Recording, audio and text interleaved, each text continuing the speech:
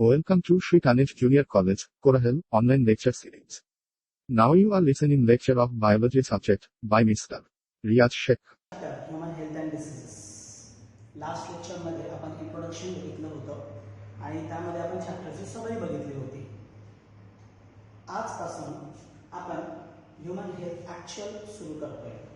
मी last time तुम्हाला health आणि diseases या दोघांमध्ये डिफरन्सिएशन सांगितलेलं होतं, परंतु आता आपल्याला हेल्थ अँड डिसीजेसमध्ये ॲक्च्युअल काय डिफरन्सिएशन आहे ते पाहायचं आहे. म्हणजे प्रत्येक पॉईंट आपल्याला काय करायचे, सेपरेट बघायचे आहे. तर यामध्ये सर्वात प्रथम पॉइंट आहे, पहिलं point, that is health. First point is an health. Now last time I was tell you that health is an well-being. एवढंच मला सांगितलं होतं. मग whether it is an well-being of the body, हे बॉडीचं वेलबिंग असू द्या, मेंटली किंवा सायकोलॉजिकल वेलबिंग असू द्या, ठीक आहे. तर simply the wellbeing is an health. मी हे लास्ट टाइम तुम्हाला सांगितलं होतं. आपण ॲक्च्युअल डेफिनेशन पाहूया हेल्थची काय आहे. हेल्थची जी ॲक्च्युअल डेफिनेशन आहे that is a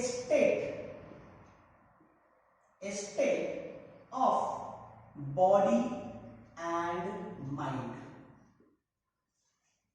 A state of body and mind. Body and mind ची state काय आहे? That certain balance in the humors. State काय असेल? That is balance in humors. प्रश्न निर्माण होतो, what is humor? हा प्रश्न निर्माण होतो. आता हिपोक्रेट्सच्या काळामध्ये समजा ग्रीक फिजिशियन आहे, तो ह्युमरचे बॉडीचे व्हेरियस स्टेट सांगितले. Actually humour is what? Humour म्हणजे काय? तर सिम्पली ह्युमर म्हणजे the various substances of the body. ह्युमरला काय म्हटलं जातं? That is substances of body. हिपोक्रेट्सने सांगितलं होतं की 4 सबस्टन्सेस आहेत बॉडीचे. मग याच्यामध्ये असेल ब्लॅक बाईल, येलो बाईल, त्यानंतर ब्लड आहे, या व्यतिरिक्त फ्लेगम, असे 4 व्हेरियस सबस्टन्सेस सांगितले. ध्यानात ठेवा, मी 4 सबस्टन्स तुम्हाला सांगितलेले आहेत. ब्लॅक बाईल, येलो बाईल, त्यानंतर फ्लेगम आणि ब्लड, असे 4 सबस्टन्सेस मी तुम्हाला सांगितले. तसं तर सिलेबसशी त्याचं काही रिलेशन नाही आहे, परंतु आपल्याला थोडंसं हिस्ट्री बघायची आहे यामध्ये, ज्यांनी काम केलेलं आहे. तर त्यामध्ये ब्लॅक बाईल मेन्शन केलेलं आहे. ठीक आहे, मी तुम्हाला हे पुढे क्लिअर करेल. आता यावरून क्लिअर झालं असेल की बॅलन्स म्हणजे तुमच्या बॉडीमध्ये असलेले जे काही सबस्टन्सेस आहेत, या सबस्टन्सचं balance condition is called as health. याला आपण काय म्हणतो? हेल्थ म्हणतो. आपण त्याला थोडंसं ब्रॉड करूया. अकॉर्डिंग टू दी हिस्ट्रीच्या बेसवर त्याला ब्रॉड करूया. मग हिस्ट्रीमध्ये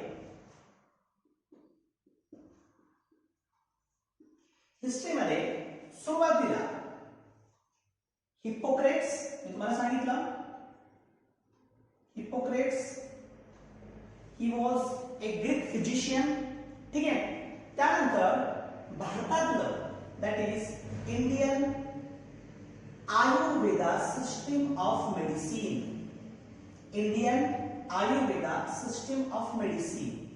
तर यांनी या ह्युमर मध्ये प्रेझेंट असलेल्या ब्लॅक बाईल विषयी सांगितलं एकेकाने. म्हणजे नेमकं हेल्थ काय असू शकतो? तर त्यावेळेस असं मानलं जायचं की ब्लॅक बाईल, त्यावेळेस काय मानलं जायचं? त्यावेळेस असं म्हटलं जायचं की black bile is a normal state. Human बीइंगची काय आहे? ब्लॅक बाईल ही नॉर्मल स्टेट आहे, म्हणजे एक प्रकारे बॉडी टेम्परेचरशी related. Further study is given. पुढच्या स्टडीमध्ये सांगितलं गेलं की black bile condition of human being is that hot individual.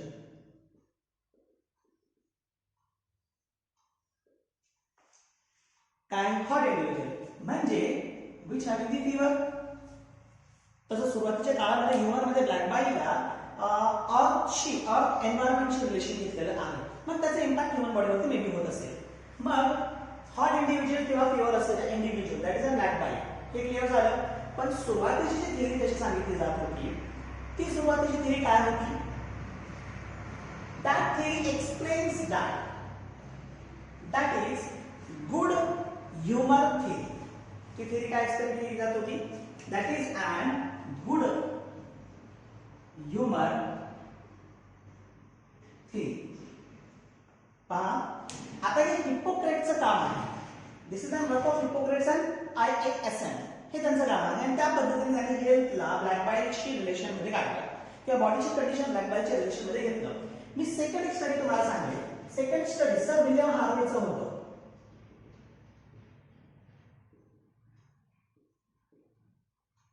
Sir William Harvey तुम्हाला माहित आहे ब्लड सर्क्युलेशन ज्यांनी ब्लड व्हॅस्क्युलर सिस्टीम शोधून काढली. ठीक आहे, म्हणजे यांचं काम कशामध्ये आहे? ब्लड सर्क्युलेशन मध्ये विल्यम हार्वेचं काम आहे. मग विल्यम हार्वे यांनी एक डेमॉन्स्ट्रेशन केलं. त्या डेमॉन्स्ट्रेशन मध्ये त्यांनी थर्मोमीटरच्या सहाय्याने बॉडीचं टेम्परेचर बघितलं.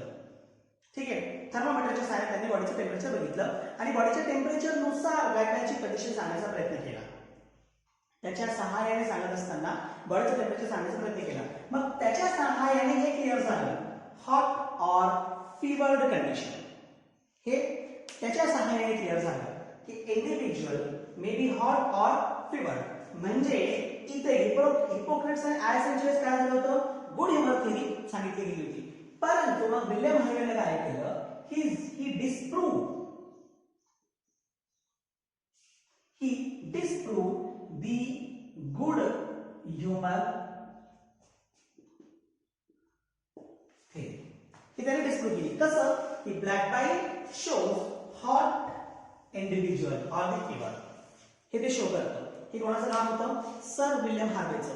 पुढे जाऊन फर्दर स्टडी हिस्ट्रीमध्ये फर्दर स्टडी काय सांगतं? तर human being having various system. Human being मध्ये बॉडीमध्ये वेगवेगळ्या प्रकारचे सिस्टीम्स आहेत. वेगवेगळे सिस्टीम तुम्हाला माहिती आहे. म्हणजे फॉर एक्झाम्पल एंडोक्राइन सिस्टीम असेल,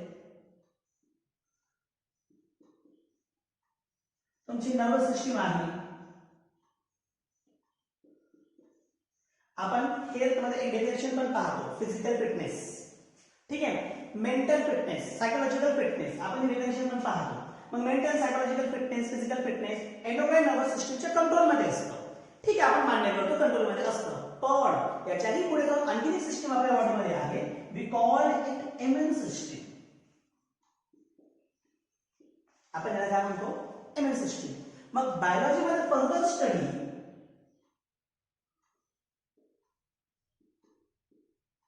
पुढचं स्टडी काय सांगतं? की the health is maintained by immune system. काय होतं? मग ह्युमन हेल्थ, स्पेसिफिकली ह्युमन असं म्हणण्याची गरज नाही, ॲनिमल हेल्थ पण म्हटलं तरी चालेल. तर human health is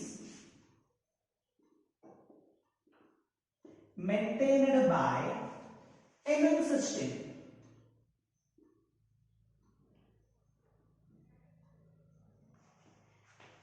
human health maintain by immune system म्हणजे इम्युन सिस्टीमचं इथं महत्वाचं काम आहे किंवा महत्वाचं वर्क आहे. हे हिस्ट्रीमध्ये पाहायला भेटतं. सुरुवातीला काय होतं, नंतर काय आणि त्यानंतर मग लास्ट स्टडीमध्ये इम्युन सिस्टीम ही याचं इंट्रोडक्शन झालं की याच्या सहाय्याने ह्युमन हेल्थ मेंटेन केला जातो. मग यावरून आपण पुढे जाऊ शकतो what is actual definition of the human health. मी तुम्हाला एंडोक्राइन, नर्वस आणि इम्युन सिस्टीम या तिघांना इथे इंट्रोड्यूस केलेलं आहे. मग आता एंडोक्राइन किंवा नर्वस काय करेल? तुमची सायकोलॉजिकल कंडिशन मेंटेन करेल ॲज वेल ॲज तुमची ब्रेनची कंडिशन मेंटेन करेल, म्हणजे माइंडची कंडिशन मेंटेन करेल. तर फिजिकल कंडिशन इंटरनल ही एंडोक्राइन सिस्टीम मेंटेन करणार आहे. इंटरनल फिजिकल कंडिशन कोण मेंटेन करेल? तर एंडोक्राइन सिस्टीम मेंटेन करणार आहे. तर इम्युन सिस्टीम काय करेल? तर इम्युन सिस्टीम व्हेरियस कंपोनंटचं अफेक्ट होणार जे बॉडीवरती अफेक्ट होतं तर ते मेंटेन करण्याचं काम करेल. हे व्हेरियस कंपोनंट जर बॉडीवरती अफेक्ट करणं मेंटेन केले गेले तर हेल्थ जी आहे ती मेंटेन राहू शकते. Different components are there which affect on the body.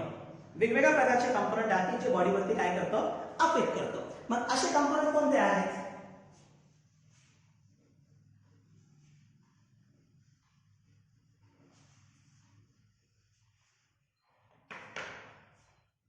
C components affect on health.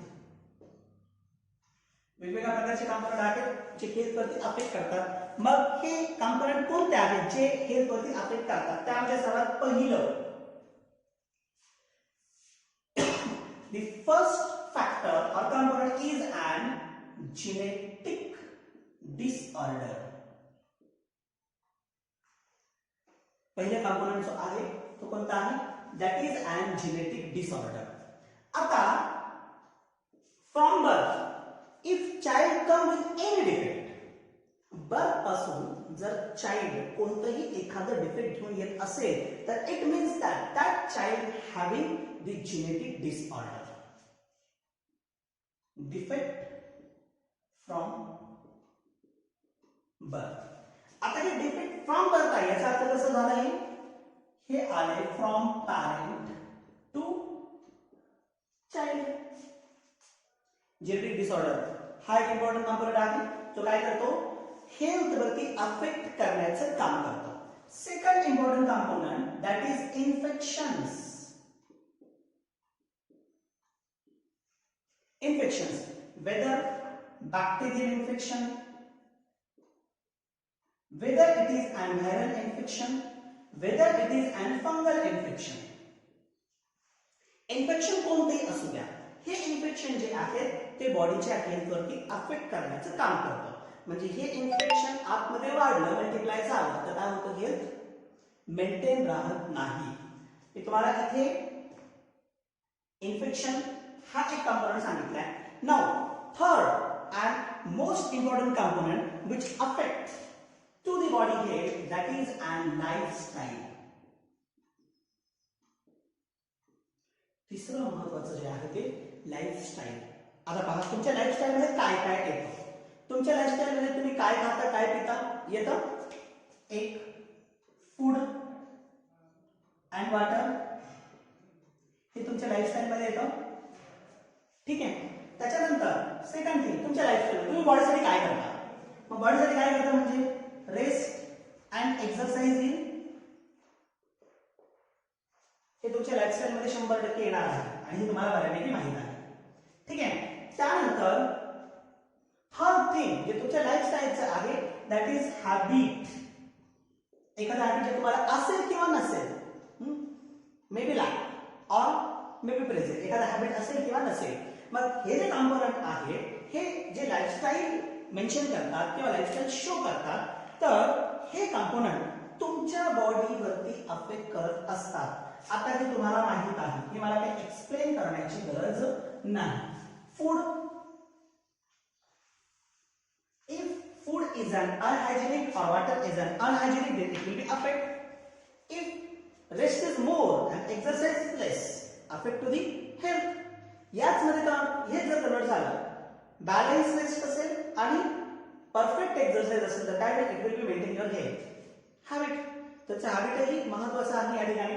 ठीक आहे. चला, हॅबिट आपण एक प्रकारे त्याला म्हणतो छंद. तुमचे छंद कसे आहेत त्यावरती तुमचं लाईफस्टाईल मेंटेन करतो, त्यावरती तुमचं हेल्थ मेंटेन करतो. So these are the component. Genetic disorder, infections and lifestyle will be affect on your health. ठीक आहे. मी यावरून पुढे जाईल. अजून आपल्याला हेल्थची कंप्लीट डेफिनेशन पाहिजे. मग इथे मी तुम्हाला डेफिनेशन देतो. Definition of health. मी आधी एक डेफिनेशन सांगितली, the state of balanced human. ठीक आहे. आता मी इथे जाईल. State of the state of body. बॉडीची स्टेट कशी? फिजिकल स्टेट ऑफ बॉडी कशी असेल? फिजिकल, त्यानंतर सोशल अँड सायकोलॉजिकल, ज्याला आपण मेंटल म्हणतो. Mental well being is called as a health. हेल्थची ऍक्च्युअल डेफिनेशन पहा. हेल्थची काही डेफिनेशन अशी पण भेटते. म्हणजे एक मी असं म्हणेल दॅट इज अन डिसीजलेस बॉडी, किंवा मी असं म्हणेल डिसीजलेस कंडिशन, ही एक डेफिनेशन होईल. किंवा मी असं पण म्हणेल दॅट इज फिटनेस. मग फक्त एवढं बोलून चालेल का? एवढं बोलून चालणार नाही. म्हणजे सगळं एकत्र कशामध्ये येणार आहे? या डेफिनेशन मध्ये येऊन जाईल. ठीक आहे. So this is an health. Health कसं मेंटेन केलं जातं हे मी तुम्हाला सांगितलं. ठीक आहे. आता जे हेल्थ वरती अफेक्ट करतात त्यांच्या सहाय्याने तुम्ही हेल्थ काय करू शकता? मेंटेन करू शकता. तरी सुद्धा there are some important points or some important things which will be maintain your health. तिथे काही महत्त्वाचे थिंग आहे जे तुमचं हेल्थ काय करतील? मेंटेन करतील. मग आपण इथे पॉइंट पाहूया, that is maintenance of health.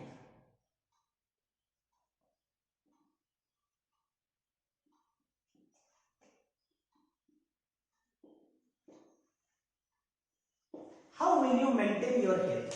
तुम्ही तुमचं हेल्थ कशा पद्धतीने मेंटेन करू शकता? काही महत्वाचे पॉइंट्स आहेत त्याच्यामध्ये. How will you maintain your health? Now first thing that is, तुम्हाला माहित आहे, बॅलन्स्ड डाएट. काहीही खा. आता एक नवीन स्टडी WHO चा आलेला आहे. कोरोनाचा प्रादुर्भाव पूर्ण सगळीकडे चालला आहे आणि त्यामध्ये एक नवीनच स्टेटमेंट त्यांनी सांगितलेलं आहे की जे व्हेजिटेरियन असतील त्यांच्यामध्ये कोरोना कमी दिसतो आणि जे नॉन व्हेजिटेरियन असतील म्हणजे नॉन व्हेज खाणारे जे असतील तर अशा लोकांमध्ये कोरोनाचं प्रमाण जास्त आहे. त्यांनी पुढे म्हटलं त्याच्या एक्सप्लेनेशन मध्ये, त्यांनी असं म्हटलं की कोरोना त्याच्या वाढीसाठी किंवा त्याच्या मल्टिप्लिकेशनसाठी ॲनिमल फॅटचा जास्त वापर करतो असं WHO म्हटलेलं आहे. मी तुम्हाला तर डाएट म्हणतो, बॅलन्स्ड डाएट. ठीक आहे. हे इथे एक एक्झाम्पल मी तुम्हाला सांगितलं. बॅलन्स डाएट महत्वाचा आहे. तुम्ही डाएट कसं घेता? तुमच्या डाएटमध्ये ॲनिमल फॅट कमी प्रमाणामध्ये असावं, म्हणजे एक प्रकारे आपण त्याला म्हणूया तुपाचे तेलाचे पदार्थ कमी प्रमाणामध्ये तुम्ही खावेत, जेणेकरून काय होईल की तुमचं हेल्थ मेंटेन राहील. आता हे खूप जास्त सांगण्याची गरज नाही, ऑलरेडी आपण डायजेशन मध्ये हे स्टडी केलेलं आहे. ठीक आहे. तर हे पहिलं आणि महत्वाचं पॉइंट होतं ज्या सहाय्याने तुम्ही काय केले हेल्थ मेंटेन करू शकता. सेकंड पॉइंट, महत्वाचं पॉइंट जो याच्यामध्ये आहे that is an personal hygiene. मला वाटतं हे एक्सप्लेन करून सांगण्याची गरज नाहीये. पर्सनल हायजीन एक्सप्लेन करून सांगण्याची गरज नाही. ठीक आहे. हे तुम्ही चांगल्या पद्धतीने समजता तुम्हाला. त्यानंतर third thing that is a regular exercise.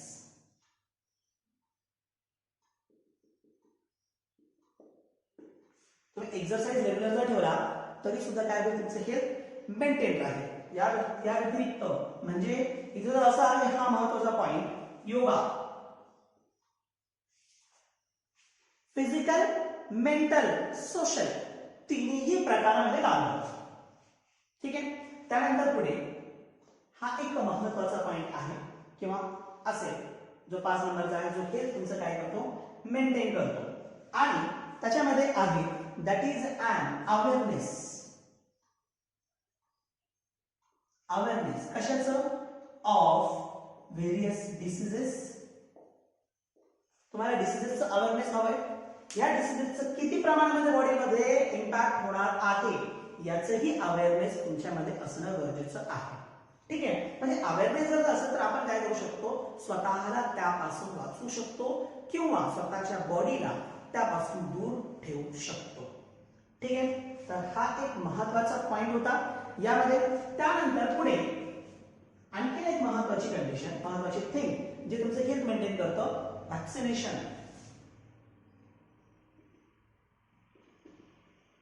Simply we call it immunisation. म्हणजे तुमची इम्युनिटी वाढवणे एका स्पेसिफिक एजंटच्या कंपेअरमध्ये. पहा, कोरोनाचं व्हॅक्सिनेशन नाही, व्हॅक्सिन अवेलेबल नाही आहे, कोणालाही होत आहे. जो त्याच्या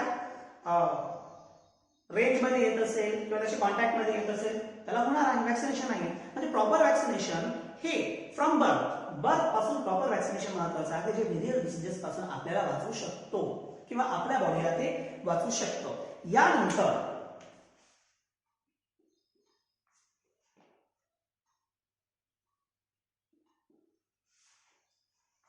waste.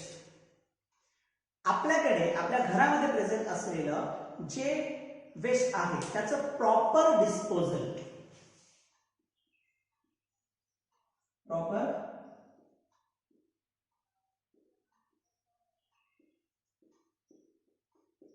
Disposal of the waste, घरामध्ये प्रेझेंट असलेलं वेस्ट जे आहे ते प्रॉपर डिस्पोज करणे. आपण काय करतो, काही प्रमाणामध्ये बाहेर टाकतो, काही प्रमाणामध्ये घरामध्ये बाकी असतो. जे बाकी असतो तो काय करेल, आपल्यामध्ये various type of infection form करू शकतो. ठीक आहे. तर हे एक महत्वाचं पॉइंट आहे हेल्थ मेंटेन करण्यामध्ये. आणि या व्यतिरिक्त कितीतरी डिसीजेस जे आहेत ते वेक्टर बॉर्न असतात. फॉर एक्झाम्पल मलेरिया होतो पॅथोजन प्रोटोझोनमुळे, परंतु रिस्पॉन्सिबल वेक्टर आहे दॅट इज अ मॉस्किटो, जो काय करतो त्याला ट्रान्सफर करतो. मग काय करायचं, असे वेक्टर कंट्रोल करणे, कंट्रोल ऑफ वेक्टर्स.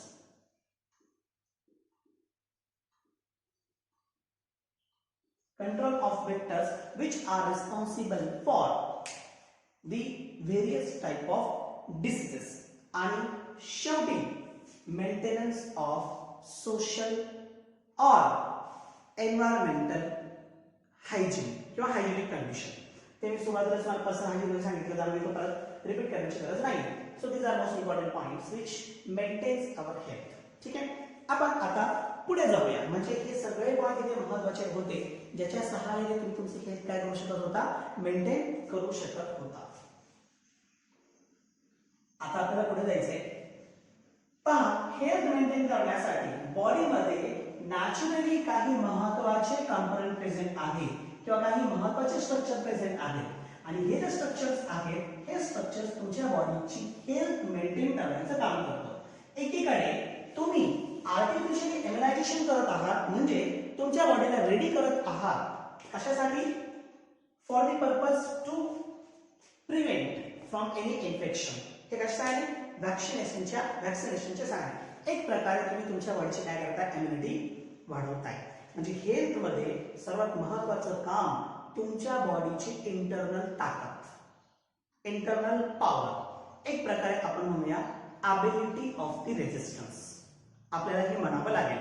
एखादं बाहेरून एजंट तुमच्यामध्ये अटॅक करतोय, म्हणजे जेव्हा अटॅक करतो तुमची बॉडी त्यामध्ये काय रिस्पॉन्स देते हे महत्वाचं आहे. ठीक आहे. मग त्याच्याशी रिलेटेड इम्युनिटी आहे. पण आता हे इम्युनिटी हा पॉइंट समजण्यासाठी त्याच्याशी रिलेटेड काही कन्सेप्ट आहेत किंवा टर्मिनॉलॉजी आहे हे तुम्हाला कळणं गरजेचं आहे.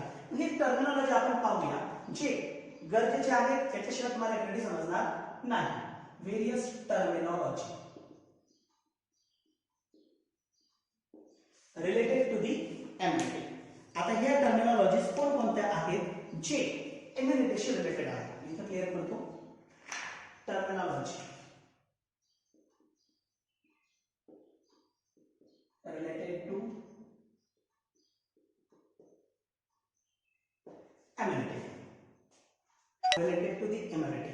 मग हे व्हेरियस टर्मिनॉलॉजी कोणकोणत्या आहेत जे इम्युनिटीशी रिलेटेड आहे. सर्वात प्रथम immunity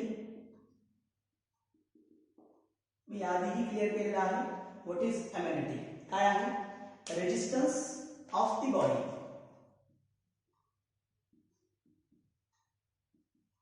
resistance of body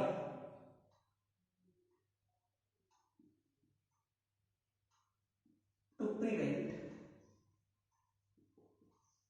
the infection. बॉडीची ॲबिलिटी म्हणूया, ability of resistance to prevent from the infection. कोणत्याही इन्फेक्शियस एजंट पासून बॉडीला रेजिस्ट करणे ही एक ॲबिलिटी असणे, that is be called the immunity. आता इम्युनिटीशी रिलेटेड दोन महत्वाचे कंपोनेंट आहेत. मी सर्क्युलेशनच्या वेळेस तुम्हाला सांगितलं होतं, that is antigen and antibody. मी दोघांची नावं तुम्हाला सांगितली होती. दिस इज अन अग्लुटिनोजन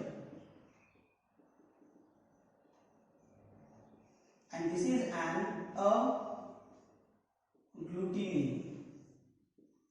ठीक आहे. दोन महत्वाचे टर्म्स आहेत. एक अँटीजन. मग antigen it is an substance, it is an substance which is responsible to stimulate the immunity of the body. असं सबस्टन्स आहे जे काय करतं, substance responsible to stimulate the immunity of the body. मग एखादा इन्फेक्शियस एजंट असेल, bacteria, virus, वगैरे काय असेल, तो जो काही सबस्टन्स तयार करतो ना बॉडीवरती अटॅक करून, तर मग तो सबस्टन्स काय करतोय, इंटरनल इम्युनिटी काय करतोय, स्टिम्युलेट करतोय. इंटरनल इम्युनिटी स्टिम्युलेट होणे म्हणजे नेमकं काय, इंटरनल इम्युनिटी स्टिम्युलेट होणे म्हणजे नेमकं काय, तर मग स्टिम्युलेट झाली म्हणजे there is an generation of antibodies. तिथे काय होतं, there is an generation of the antibody. मग हे अँटीबॉडी काय आहे, antibody are the glycoproteins, complex glycoproteins which are formed by B lymphocyte, which are formed by B lymphocyte in response to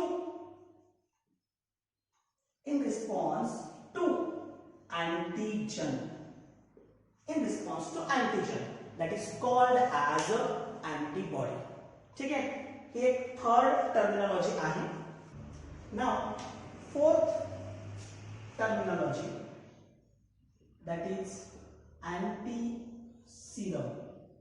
आपण already serum काय असतं हे study केलेलं आहे. मग serum of any individual, serum of any individual which contains the antibody, serum of any individual which contains the antibody against any type of antigen, that is called as anti-serum. ठीक है, ही एक महत्वाची terminology आहे. त्यानंतर पुढे आहे next is a venom. Next is an venom. You already know that what is venom, that is a toxic substance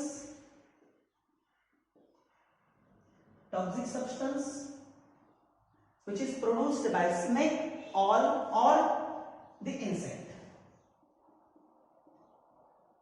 produced by snake or the insect, that is called as a venom. And the last concept, that is agglutination. हे तुम्ही circulation मध्ये पण अभ्यासलाय, पण इतक्या depth मध्ये बघितलेलं नव्हतं. मग agglutination, simply the reaction between agglutinogen and glutenin, reaction between agglutinogen and glutenin called as agglutination. Simply antigen antibody reaction, that is called as agglutination. Antigen त्याबरोबर बॉडीमध्ये अँटीबॉडी फॉर्म होणार आहे. दोघांची रिएक्शन म्हणजेच काय, दॅट इज अग्लुटिनेशन. एक last term मला तुम्हाला सांगायची आहे, that is an serology, a branch of biology which deals with the study of agglutination or the antigen antibody reaction. Study of antigen antibody reaction, that is called as serology. So these are various terminologies which are related to the immunity. ठीक आहे, आता terminology झाल्या म्हणजे आता आपल्याला immunity पाहायला काय हरकत नाही. So the next important concept is an immunity. म्हणजे महत्वाचं पॉइंट आहे हेल्थशी रिलेटेड. त्याचं कारण असं आहे की इम्युनिटी मेंटेन युअर हेल्थ, हे आपण ऑलरेडी बघितलेलं आहे. मग आता इम्युनिटी काय आहे हे आपण पाहूया. ऑलरेडी तुम्ही डेफिनेशन स्टडी केली असेल. You already studied the definition of the immunity. तत्पूर्वी एक महत्वाचा प्रश्न आहे. आता हे प्रश्न तुम्ही काय करायचे, त्याचं उत्तर लिहायचंय आणि मला पर्सनल ग्रुपवरती माझ्या पर्सनल व्हॉट्सअपवरती मला त्याचं उत्तर सेंड करायचं आहे. ठीक आहे. So the question is that what is antigen and antibody, what is antigen and antibody, what are their relation with formation of blood groups. महत्वाचा प्रश्न आहे. What is antigen, antibody and what are their relations with the formation of blood groups. पुढे जाऊया. The important point that is an immunity.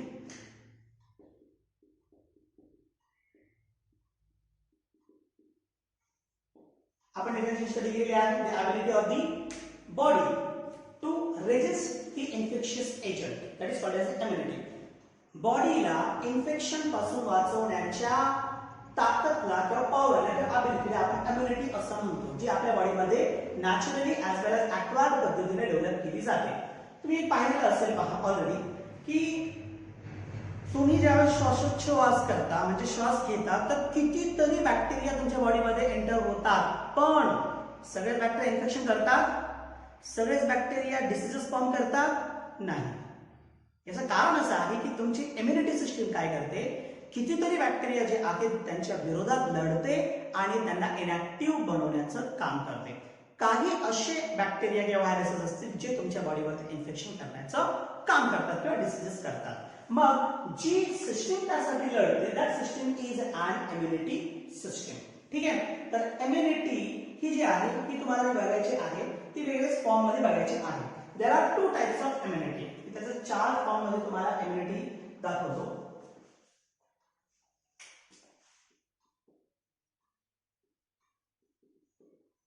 Immunity are 2 types.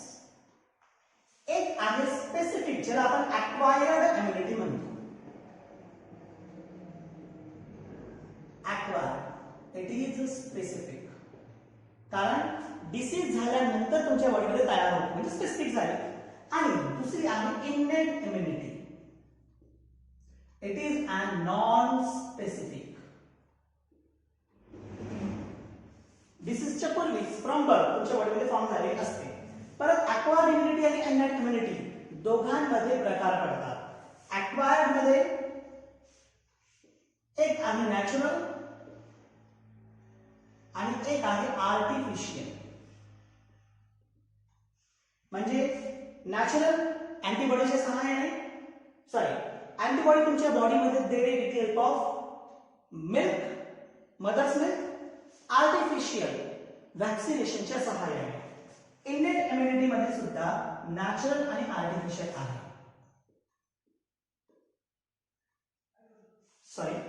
Innate immunity मध्ये असा काही प्रकार नाही. Innate immunity shows the barriers. Innate immunity works with barriers.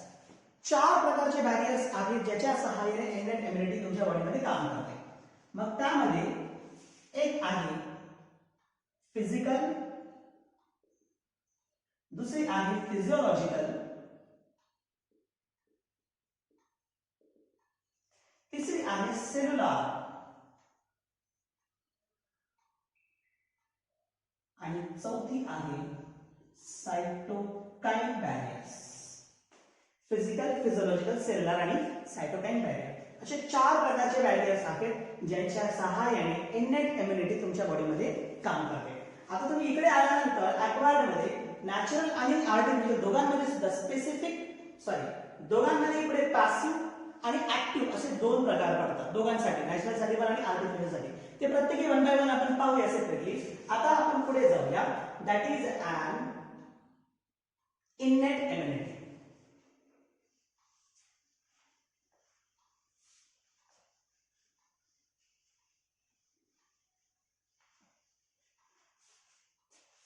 First is an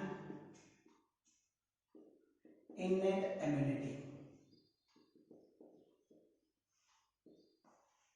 Innate immunity. Simply मी तुम्हाला त्याचे फीचर सांगितले. एक तर it is an non specific. It is a non specific immunity. Second thing it is natural. म्हणजे कसं आहे, from birth. ठीक आहे. Mother to fetus, mother to child.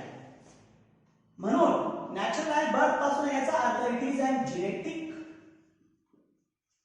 और हेरिडिटरी पॅरेंट्स कडून ऑफस्प्रिंग कडे आलेली इम्युनिटी असेल. त्याच्यानंतर पुढे हे जे इम्युनिटी आहे इट वर्क्स विथ बॅरियर्स. ही जी इम्युनिटी आहे ही इम्युनिटी काय करेल, बॅरियर्सच्या सहाय्याने काम करेल. So there are 4 specific barriers. म्हणजे मला चार्ट मध्ये ऑलरेडी दिलेले आहे 4 प्रकारचे बॅरियर्स आहेत ज्याच्या सहाय्याने ही इम्युनिटी काम करते. मग याच्यामध्ये पहिलं बॅरियर आहे दॅट इज फिजिकल बॅरियर.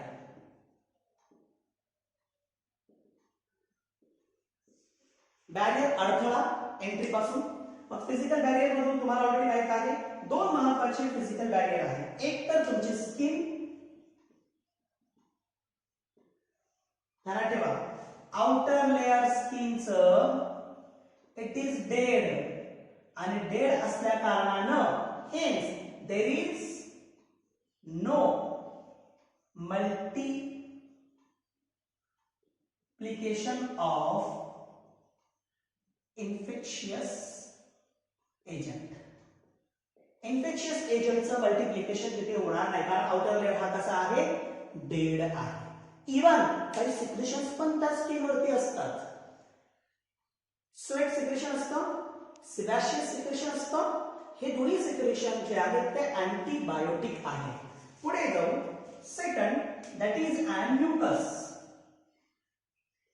आता स्किन तर आउटसाइडला आहे, म्युकस तुमच्या बॉडीच्या इंटरनल स्पेसिफिक पार्ट मध्ये इनर लाइनिंग फॉर्म करतो. जसं स्टमक किंवा gastrointestinal track inner lining, respiratory track inner lining, त्यानंतर युरिनोजेनिटल ट्रॅक इनर लाइनिंग. ही सगळी इनर लाइनिंग जे आहे व्हेरियस इनर लाइनिंग हे काय करतं, it traps the infectious agents. हे त्याला ट्रॅप करतं आणि डिसइंटिग्रेट करून टाकण्याचं काम करतं. हे झालं फिजिकल बॅरियर. त्यानंतर सेकंड बॅरियर आहे फिजिओलॉजिकल.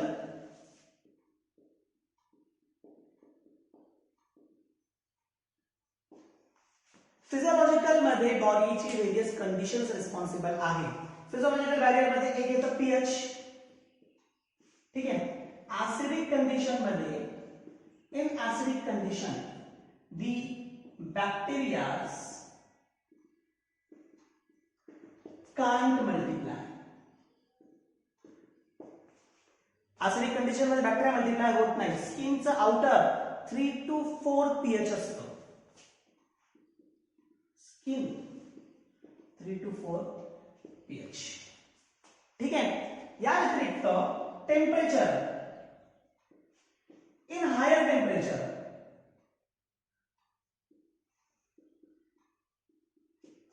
bacteria